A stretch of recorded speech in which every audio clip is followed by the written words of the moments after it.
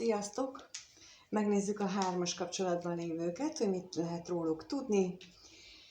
Szokás szerint van az együtt élő pár, és van, aki nem együtt tölti a mindennapokat, viszont a középső személy mind a két párban ugyanazt jelenti, tehát így vannak 3-an, hogy ő, meg ő, és ő. Aki persze lehet nő, férfi, férfi, nő, bárhogy. Tehát mindenféle variációban, ahogy az a ti helyzetetekre illik. Kérlek, úgy helyettesíts be, és hozzá is kezdünk.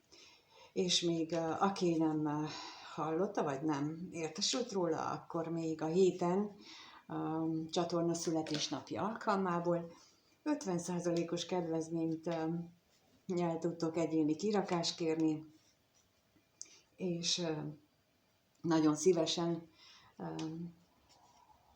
túlterhelem magamat, hogy mindenkinek a lehető leghamarabb tudjak időpontot adni. Amit még elmondanák a tapasztalatok alapján, az, hogy ott a leírásban ott szerepel a kuponkód, és alatta a linken ott lehet fizetni is, meg ott van az ára is, tehát hogy ezért kerestetek többen. Ott minden, ott meg lehet, az összes információt beírtam oda, az alapján úgy tudtok kalkulálni, és utána tudunk időpontot beszélni.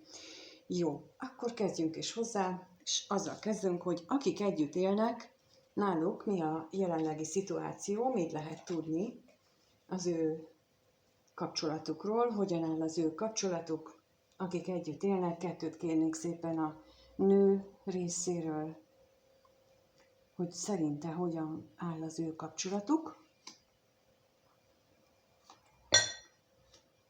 és hogyan a középső személy részéről.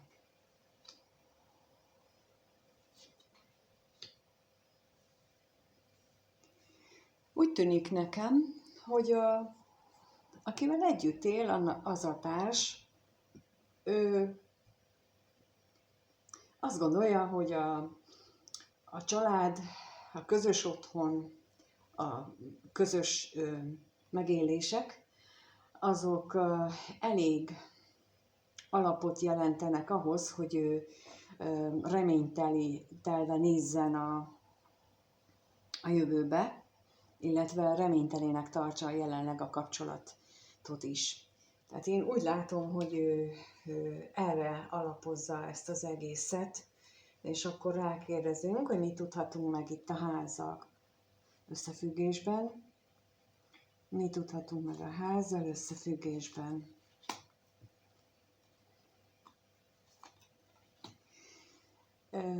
Akinél vannak gyerekek, akkor ott azt gondolja, hogy a ház, az anyagiak és a gyerekek, azok összetartják őket.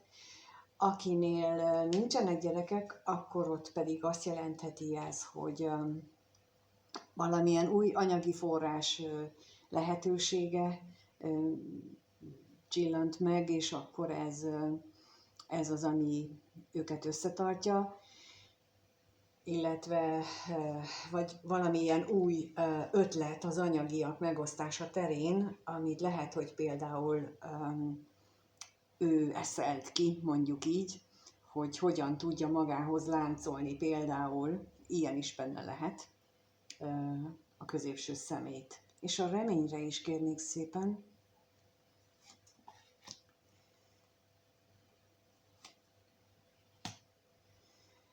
Arra viszont az jött ki, hogy kevésnek tartja ő most a lelki kötődést. Tehát inkább, mint ahogy mondtam, arra alapozza a kapcsolatukat, vagy úgy látja, hogy a kapcsolatuk nem egy lelki összeköttetésen alapul, hanem az anyagiakon, az esetleges gyerekeken, a pénzen, a házon, a vagyonon, tehát az a közös értékeken, ami általában az embereknek értéket szokott jelenteni, tehát a mindennapi rutin, a mindennapi megszokás, az, hogy mi már összeszoktunk, és már így éljük az életünket, és ő ezt gondolja, hogy ez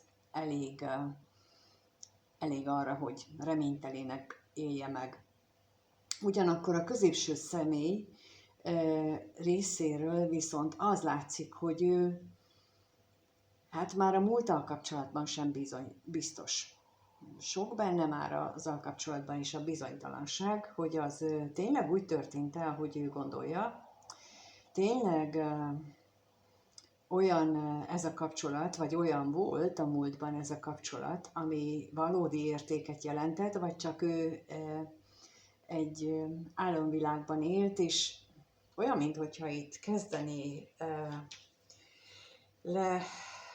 lerakni a szemüvegét, amit nem is csodálok, ha a jelenlegi energiákat nézem, mert jelenleg olyan energiák vannak, és ez a hét végén fog igazából kicsúcsosodni, illetve már ott sokkal erőteljesebb lesz, mint most. Pontosan egy ilyen időszakot élünk meg, amikor bizonyos dolgokkal kapcsolatban, főleg ilyen érzelmekkel, lelki ügyekkel kapcsolatosan kinyílik az emberek szeme, lekerülnek a rózsaszín vagy a sárga napszemüvegek, vagy szemüvegek, és elkezdik látni a való világot, a való életet, és olyan, mintha ez a hatás ennél a középső személynél ez megnyilvánulna, de megnézzük, hogy mit tudhatunk meg itt az ajándékról. Mi az, amit ezzel kapcsolatosan megtudhatunk?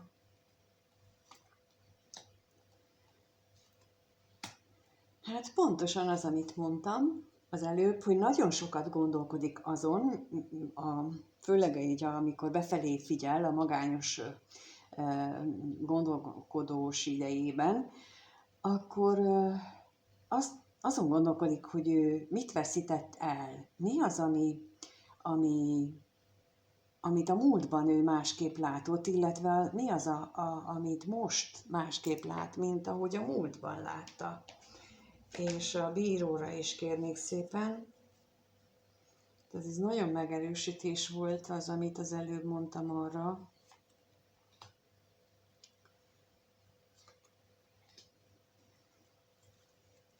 Igen, és amit így feljön neki a múltból, és amit lát, az nem tetszik, az nagyon-nagyon elszomorítja. Tehát olyan, mint aki ilyen kómából ébred, egy teljesen más világban, mint ahova az alvással vagy a kómába kerülése előtt emlékezik, és ez a világ, ez elszomorítja, és nagyon-nagyon rosszul érinti. Úgyhogy itt, amíg a társa azt gondolja, hogy az anyagiak és a család és azok a dolgok, azok elegendőek és reményteliek, addig a középső személyben elképesztően nagy változások mennek végbe. És akkor megnézzük, hogy a középső személy a másik kapcsolatában, ahol nem élnek együtt, ott mit gondol a kapcsolatról? Kettőt kérnék erre is. Hogyan van szerinte az a kapcsolat? Az a másik kapcsolat hogyan van? És a ottani párja, a harmadik személyű hogyan van?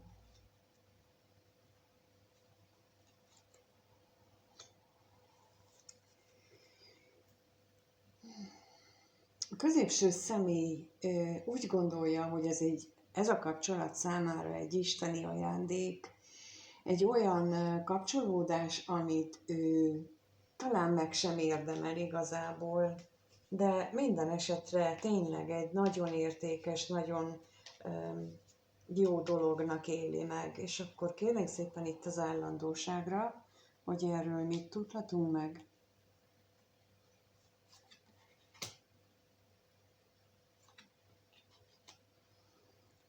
És az ajándékra is kérek.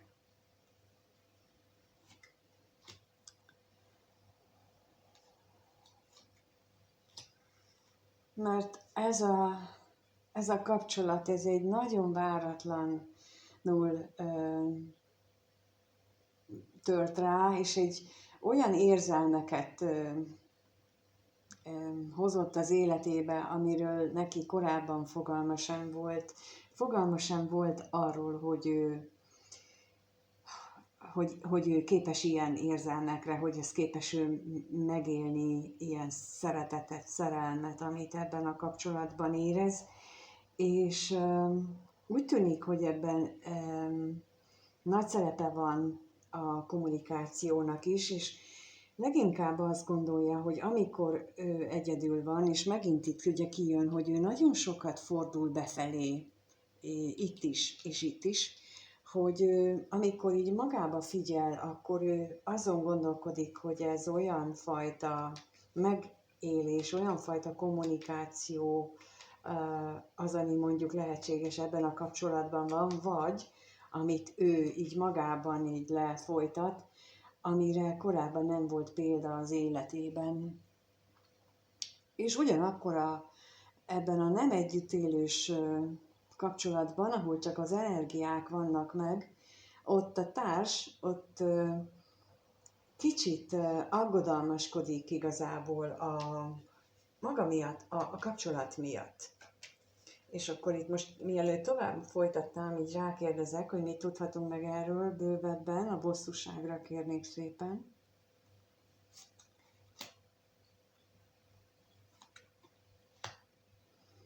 És a házasságra is.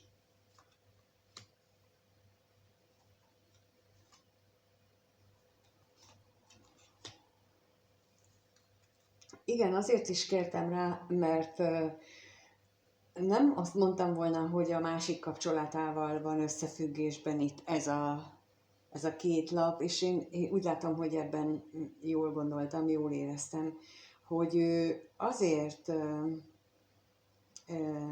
érez bosszúságot, azért érzi úgy, hogy ez az ő kapcsolatuk az nem egy sima dolog, mert olyan, minthogyha a sors, az élet, az égiek, azok valami nagy változást várnának tőle, vagy a kapcsolatnak a nagy átalakulását várnák, és ez őt nem tölti el örömmel. Szóval itt a harmadik fél, akinek a kapcsolatról alkotott véleményét látjuk, ő nem úgy éli meg ezt a kapcsolatot, hogy ez így minden szép és jó, pedig hát valamennyire látszik az, hogy ő érzékeli jobban ennek a középső személynek a dolgait, és ő is hasonlóan kapcsolatnak éli meg a kettejük viszonyát tulajdonképpen. Tehát egy nagyon erős köteléknek éli meg ő is, mert azért jött ki itt a házasságlapja, hogy kettejük között azért egy nagyon erős kapcsolat mutatkozik, még akkor is, hogyha ők éppen nincsenek együtt. És ezt, hát persze, hogy ezt érzi, hiszen itt kijött, hogy azért a középső személy is azt érzi, mint hogyha ezt úgy az égiek azt így összerakták volna számukra. De hát megnézzük akkor, hogy tulajdonképpen mit gondolnak a felek egymásról a két kapcsolatban. Most arra kérdezünk rá, hogy mit gondolnak egymásról,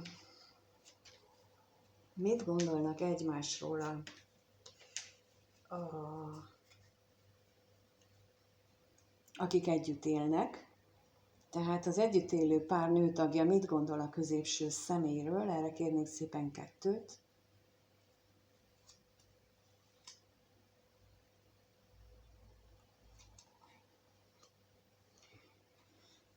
És a középső személy mit gondol az együtt élő párjáról, akivel együtt él?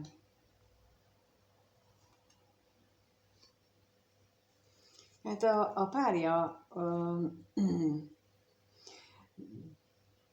most az jött így közbe, hogy beteg ez az élet, hogy ilyen társat ad neki, tehát hogy így finoman kifejezzem, hogy ő nincs túl jó véleménye erről a középső szeméről, sőt,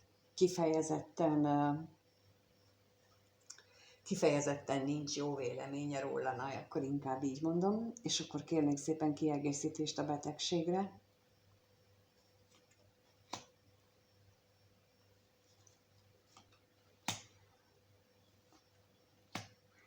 Bár a múltban lehet, hogy ez jó volt ez a kapcsolat, vagy jó volt a köztük a kapcsolat, de az is látszik, hogy rengeteget hazudott. Itt nagyon sok volt kettejük között a hazugság. És a társ, ő úgy érzi, hogy a középső személy hazudott neki. És akkor a szerencsére is kérnék szépen, még mielőtt folytatnám. És itt megint kijött a remény. Tehát olyan, mintha ő azt várná, abban reménykedne, hogy azért így megváltoznak a dolgok, és hogy most már nem fog többet hazudni. Viszont nagyon gyakran azt lehet tapasztalni, hogy amikor valaki azt gondolja, hogy a másik személy hazudik nekem, akkor ott a párkapcsolatban játszmázás folyik, és mindenki hazudik mindenkinek.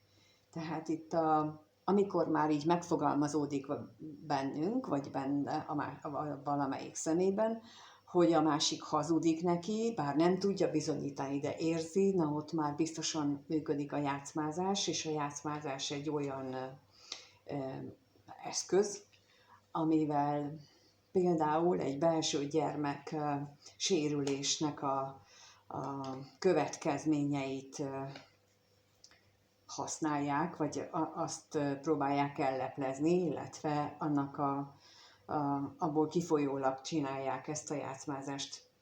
És akkor ezt lehet ezen változtatni, felismerni először is, meg lehet tanulni azt, hogy hogyan lehet felismerni, és akkor utána tudatosan le lehet erről szokni, illetve ki lehet belőle lépni, mert ez mindig ott van a lehetőség, de az előbb fel kell ismerni. Például az egyik másik kurzuson ilyeneket is tudunk tanulni, vagy meglátni, hogy hogyan működnek ezek. No, és akkor a középső személyről pedig azt látjuk, hogy nagyon elgondolkodik azon, hogy tulajdonképpen az ő párja tényleg olyan rendes, olyan jó vele együtt lenni,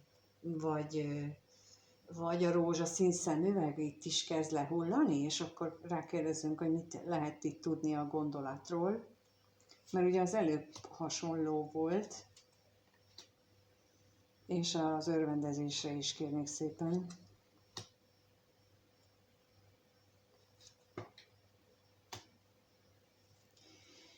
Hát annak ellenére, mint mondtam, hogy szerintem ezen ő elgondolkodik, hogy mennyire jó ez a szokás, meg mennyire jó így ez a kapcsolat. Hát látszik, hogy az ő nem teszi boldoggá, sőt, kifejezetten elszomorítónak tartja a helyzetüket, viszont úgy éli meg, hogy azért ő neki kötelessége kitartani. Na és itt akkor visszaigazolódik az, amit az előbb láttunk a párja részéről, hogy összetartja őket a pénz, a gyerekek, a család, és igen, tehát itt az mutatkozik meg, hogy ő úgy gondolja, hogy neki akkor itt ki kell tartania. És akkor megnézzük azt, hogy a nem együttélős kapcsolatban mit gondol a középső személy az ottani párjáról, mit gondol róla? Megnézzük.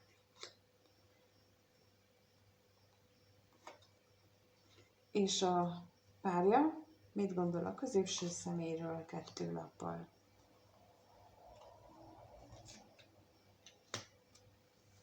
Én úgy látom, hogy a középső személy azt érzékeli, hogy a harmadik fél, aki a kapcsolatba bejött, ő hát nem boldog attól, ahogyan a dolgok közöttük működnek, nem örül neki, legalábbis így gondolja a középső személy, és akkor itt a szomorúságra kérnék szépen. Nagyon érdekes egyébként, ahogy ennek a középső személynek az érzés és gondolatvilágát mutatják a lapok. És itt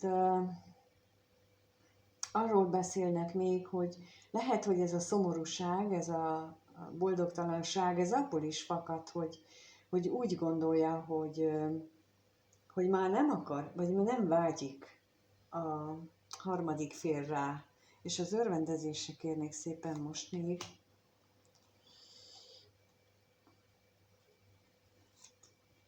Bizonytalan benne abban, hogy vágyik-e még rá ez a harmadik személy, vágyik-e még ő rá, és a harmadik személy részéről pedig az jött ki, hogy ő viszont nagyon is sorszerűnek gondolja az ő találkozásukat, és nagyon is, és itt most nála jelenik meg úgy, ahogy az előbb a középső személynél, itt most nála jelenik meg az, hogy a kettejük kapcsolatát az bizony az élet, az égiek hozták össze, és így is gondol a középső személyre, és akkor itt kérnék szépen a szerencsére.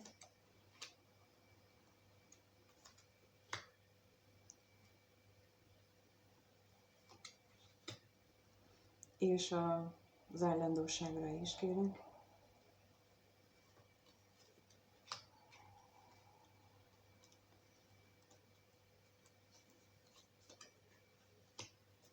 Hát igen. Függetlenül attól, hogy ők külön vannak, ettől függetlenül úgy érzi a harmadik fél, hogy itt a kettejük között a nagy hűség, elkötelezettség az megvan, pedig hát nincsenek így, nem élnek életvitelszerűen együtt, inkább így mondom. Ugyanakkor az is megfordul a fejében, hogy ami a másiknál látszott, hogy ő fél attól, hogy elmúlik benne a vágy, és itt pedig a párjánál is megjelenik ez a gondolat, hogy ez a szenvedély közöttük, ez miért ilyen erős, vagy meddig marad még, tehát hogy hogyan hat rá ez a távolság, ami közöttük van, tehát úgy tűnik, hogy hasonlóan gondolkodnak erről, mert hogy úgy tűnik, hogy mind a kettejüknek nagyon fontos ez a része a dolognak, tehát a testiség, a szenvedély, a tűz ebben a kapcsolatban nagyon is erős. Na, akkor megnézzük, hogy mit lehet tudni az ő érzéseikről egymás iránt. Tehát kettőt kérnék szépen az együtt élő párnál a női fél részéről, ő hogyan érez a középső személy iránt, hogyan érez az párja, és a középső személy hogyan érez az vele együtt élő párja iránt. Hát a női fél, tehát a társ, ilyen, úgy érzem, hogy ilyen kapaszkodó, bele ragadó érzésekkel van, tehát hogy a lelke mélyéről csimpaszkodik, igen, ez a jó szó, csimpaszkodik a középső személybe. Nem pozitívnak élem meg. Egyáltalán nem azt élem meg, vagy érzékelem ebből a lelkész és hamisság lapjából, hogy ez egy pozitív töltetű, túlzott ragaszkodás lenne, sokkal inkább így, ahogy mondom, hogy csimpaszkodás, tehát hogy ilyen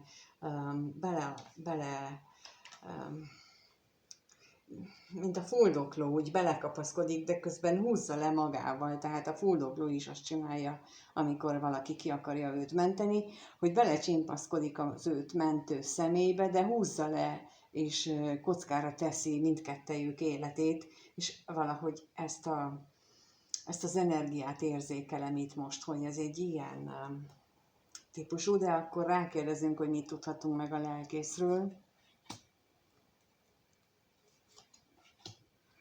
És a hamisságról is kérnék szépen.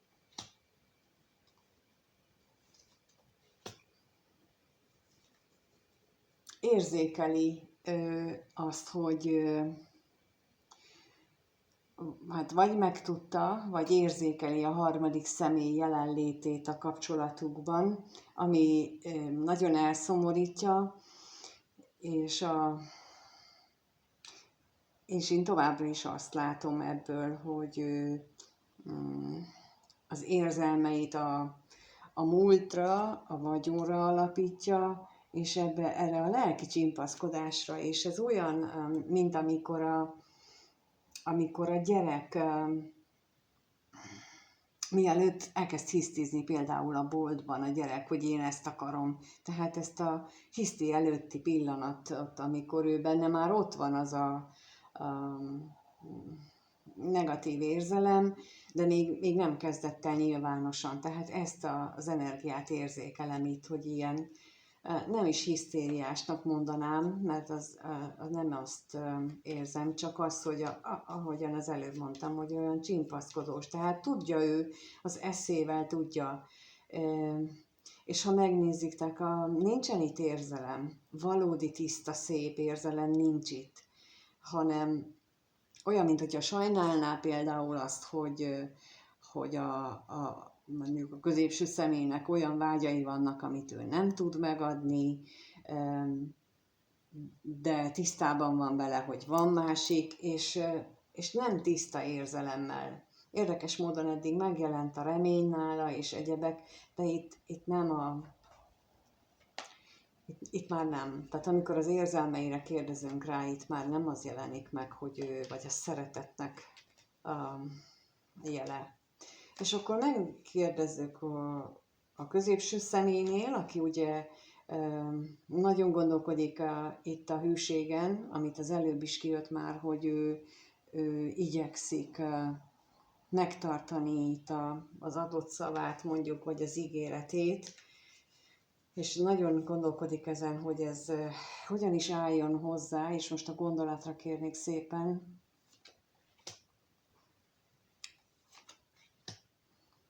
És a hűségre is kérek.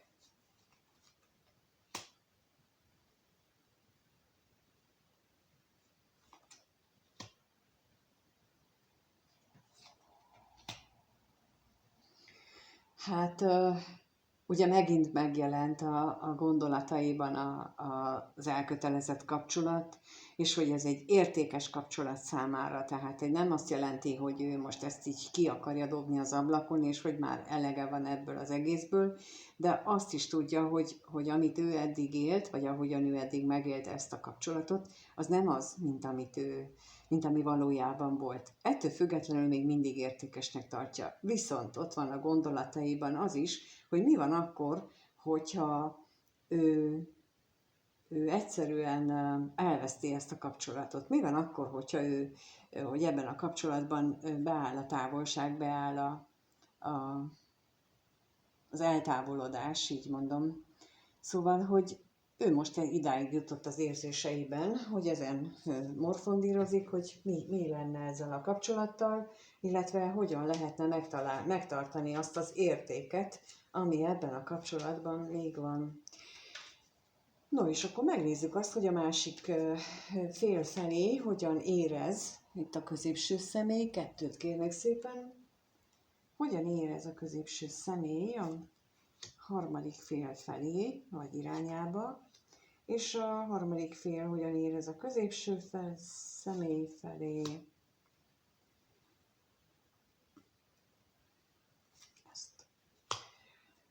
Hát a középső személy olyan, mintha be nem váltott ígéret, vagy egy olyan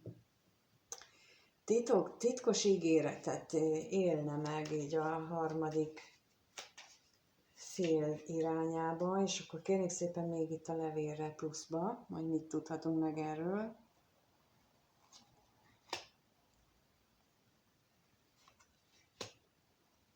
És a tolvajra is kérnék.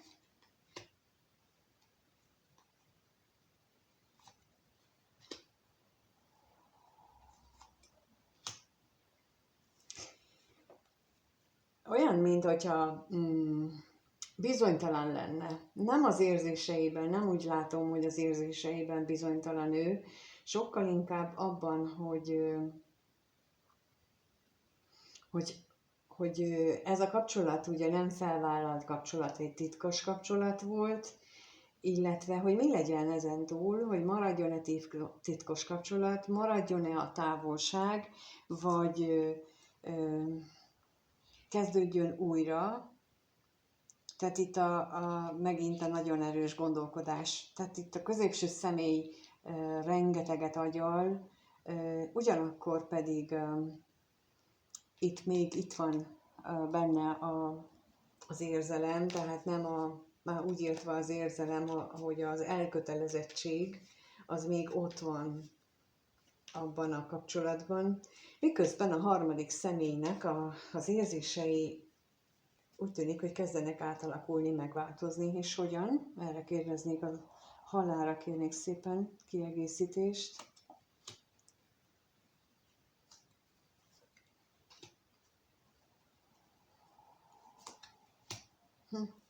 És a szerelemre is kérek akkor már egyúttal.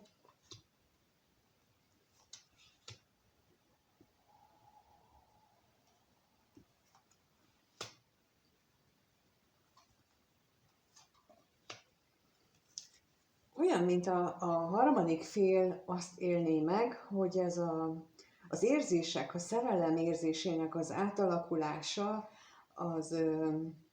az kicsit nehezítve van, vagy akadályoztatva van, viszont van benne egyfajta félelem is attól, hogy a köztük lévő mély lelki kapcsolódás az vajon hogyan alakul, az mennyire tartós, mert hogy ő neki azért ez hiányzik, hogy azt megéljék, és viszont itt megjelenik, hogy azért itt nála, a harmadik félnél ott van a szerelem. Tulajdonképpen ha megnézitek, nála van egyedül érzés, valódi mély, tiszta érzés. A középső személy gondolkozik mind a két helyen, ugye az eltávolodástól, a távolságról agyal, mind a két kapcsolatban azon morfondírozik, hogy hogyan tovább, hogy mi legyen ezzel az értékkel, ami itt van, mi van akkor, hogyha ezt így elveszíti, itt pedig azzal, hogy most akkor ez a találkozás az most mennyire lehetséges, tehát ő ezzel van elfoglalva, akivel együtt él társ, ő pedig mondom, ő ugye nagyon véleményem szerint ő neki nagyon erősen függ ettől a középső személytől, ilyen gyermeki módon érzékelem én az ő függését. Tehát, mint amikor az anyukánktól meg az apukánktól nem akarunk leválni. Amikor például olyan a szülő, hogy úgy neveli fel a gyereket, hogy minél tovább otthon maradjon, mert ő neki az a jó, és akkor sajnálgatja és kiszolgálja. Tehát a Mama Hotel az kifejezetten ilyen példa, amikor úgy teszi az ember, hogy jaj, szegény kisgyerekem, meg szegény, és nem veszi tudomásul, hogy az a szegény kisgyerek esetleg már 20 év fölött van, és akkor utána ennek a kisgyereknek nem lesz soha normális párkapcsolata, mert a szülő itt ezzel az állandó sajnálgatásával elvette a lehetőséget tőle, hogy 20 éves korára felnőjön a gyerek. És most ezt érzem itt ebből az ő részéről, hogy ő ilyen növekedés, vagy tehát felnőtté válási folyamatnak a végét, azt úgy lemaradt róla, és ott megakadt ő is. Tehát vannak sajnos ilyenek, és erre mondják megint azt, hogy belső gyermeksérülés, amikor a szülő tudtán kívül, tehát értem én, hogy ő mit szeretne, vagy mi van a szülőkben, de nem tudják, vagy nem látják be, hogy ennek a következménye ilyen lehet, hogy a gyermekük például sosem talál meg igaz szerelmet, igaz érzéseket magában, mert nem tanulja meg őket. De ez már más kérdés, úgyhogy megnézzük azt, hogy hogyan fog alakulni a kapcsolatuk. Mind a kettő kapcsolat a következő 1 hétben, 1-2 hétben, tehát 2 kérnék az együtt élő társ részéről, hogy az ő kapcsolatukban ő hogyan fog részt venni, és a középső személy részéről is, hogy ő hogyan vesz részt. Úgy látom, hogy a társ az erősen bízik abban, hogy a sors az mellette áll, és hogy a sors az neki segít, és hogy ebből kifolyólag tényleg jól alakulnak a dolgok, és akkor kérnék szépen az állandóságra, hogy mit tudhatunk meg erről bővebben, és a szerencsére is.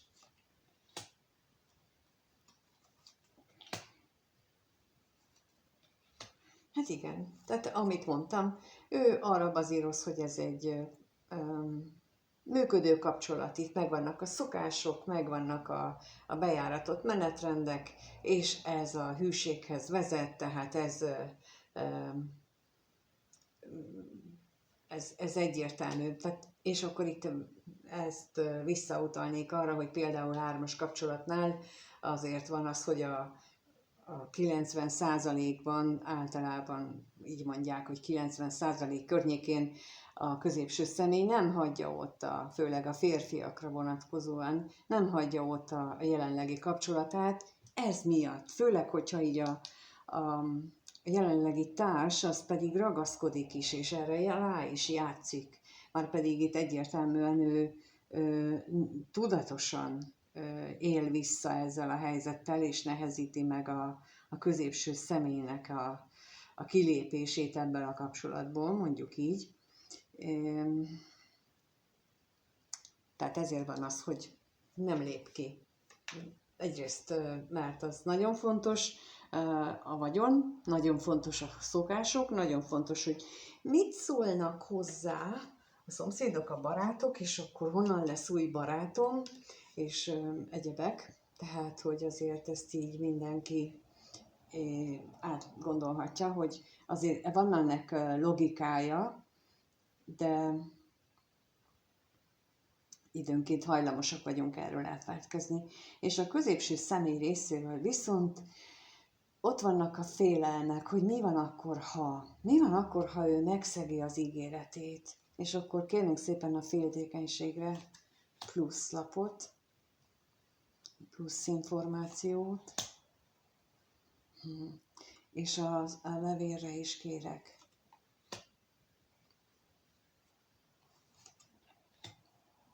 Hát igen, mert nagyon érzi ezt a szorítást, ezt a nyomást, amit ő most megél, hiszen azt éli meg, hogy nagyon fontos az ő adott szava, az esküje, az, hogy ő megígért valamikor valamit, esetleg mondtam, tehát hogyha ez egy teljes gyerekekkel, kutyával, macskával rendelkező család, akkor ott tett valamiféle ígéretet, és ez nagyon fontos számára, és ezen rengeteget gondolkodik, ugyanakkor pedig azt is meglátszik, hogy a jövőben nem szűnik meg benne az a hiányérzet, és emiatti szomorúság, hogy ez neki nem elég.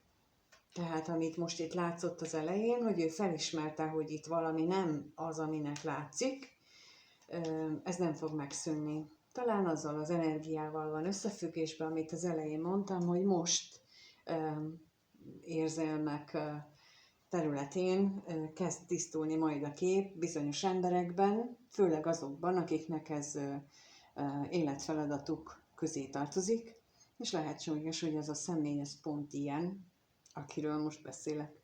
Na és akkor megnézzük, hogy hogyan alakul a másik kapcsolat, és 2 kérnék szépen a középső személy részéről a következő 1-2 hétben, hogyan alakul az a kapcsolat, ahol nem élnek együtt, és hogyan alakul a társa részéről.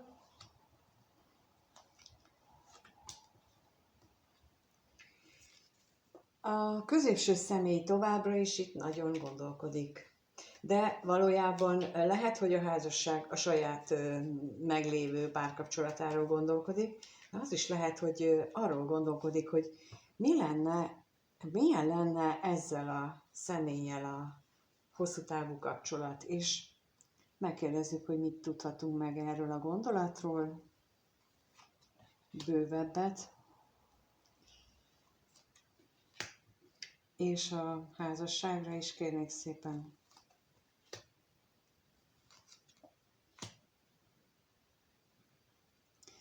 Hát mondtam, hogy itt azért látszik az érzelmek, tehát, hogy ilyen, az előbb ugye kijött a harmadik személynél, most nála kijött az érzelem, a remény, tehát, hogy itt azon gondolkodik itt a harmadik féllel kapcsolatosan, hogy milyen lenne vele. És ez egy érdekes, nagy változást mutat szerintem. Miközben a harmadik fél meg magában, vagy nem magában, ki tudja, hát nem túl pozitív irányba változtatja a kapcsolatot, mert itt azt mutatják, hogy elkezd így dünnyögni, hogy már én ezt így, már én ezt úgy, de akkor mit tudhatunk meg az utazásról? Mi az, amit itt megtudhatunk? És a bosszúságról is. Igen, mert a harmadik fél elkezd ezzel a kapcsolattal foglalkozni, és emiatt rosszul érzi magát, és akkor ennek hangot is ad, és akkor itt most mondom, hogy aki harmadik félként érintett a néző közül, kérlek, ezt ne tegyétek, mert ha ti akartok ebből valamit kihozni, akkor ezzel nem segítetek neki, akár nem kell azzal a kapcsolattal törődni, nincs nektek ahhoz semmi közöttök, az az ő kapcsolata, ti csak kettőtekkel foglalkozzatok, és ő azt érezze, hogy mindennél jobban akar titeket, ha ezt szeretnétek, és a középső személynek meg kell hagyni azt a döntést, amiről az előbb beszéltem, tehát, hogy a Mama Hotelnél, hogy nem engedi meg a szülő felnőni a gyereket, és akkor itt, ha ti most elkezdtek dünnyögni amiatt a kapcsolat miatt, akkor nem engeditek meg neki, hogy az ő tempójában végig gondolja, és megállapítsa, hogy ő valójában mit szeretne. Így visszalökitek oda.